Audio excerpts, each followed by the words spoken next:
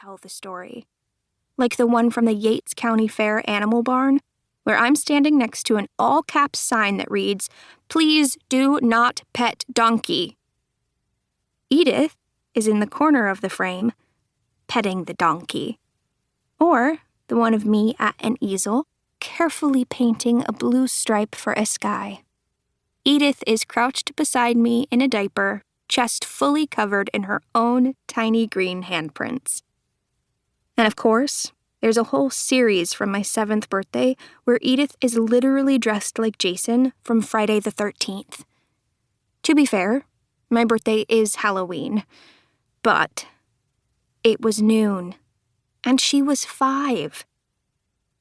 She springs out of the back seat as soon as I open the passenger door, as if Ottavio Cardoso, certified teddy bear, is going to fight her for shotgun. But instead of moving up to the front, she follows me around to the trunk of Gretchen's car. "Immy, hear me out. As your big sister, that's factually inaccurate. Chronologically, sure," she says. "But spiritually? Aesthetically?" In effect, Edith's a modern-day Amy March, whereas I fall squarely in the category of wants to be Joe is actually Meg. All I'm saying is, the whole point of college, according to you, a junior in high school, the whole point of college, she repeats, is that it's a chance to break out of your comfort zone. I've given this a lot of thought, and Amy, I really think you should give up flossing for the weekend. The point of college is me not flossing. Exactly. I hoist my suitcase out of Gretchen's trunk and pull the door shut. I'll take it under advisement. Also, I think you could use a few spontaneous campus hijinks. This is spring break at college with cool queer people. You know we have queer people in Penn Yan, right? A whole club of them? I tilt my palms up. You could try, I don't know, actually going to one of the meetings sometime. She shakes her head. Can't do Tuesdays. Edith has a standing Zoom date with her girlfriend on Tuesdays. And on days that aren't Tuesdays.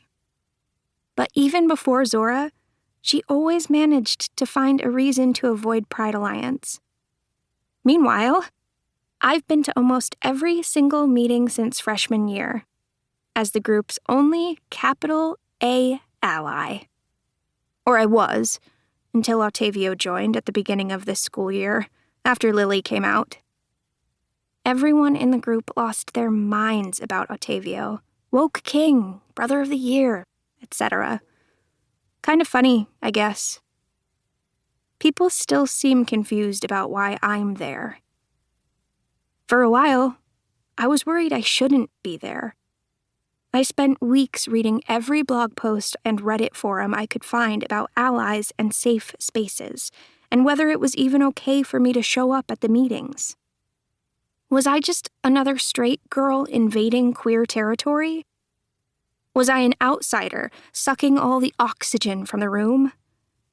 The discourse offered no clear consensus. I hated that.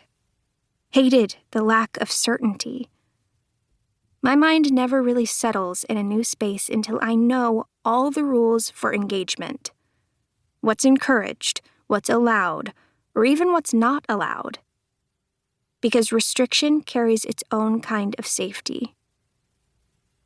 Well, I knew I was technically allowed to be there, at least according to the official guidelines for extracurricular groups as outlined in the Penn Yan High School Student Handbook.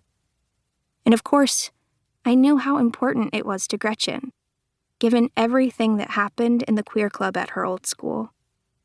Not that she'd ever outright admit this, but I think we both know I'm her emotional support hetero. I just feel a little unworthy sometimes. Too normie.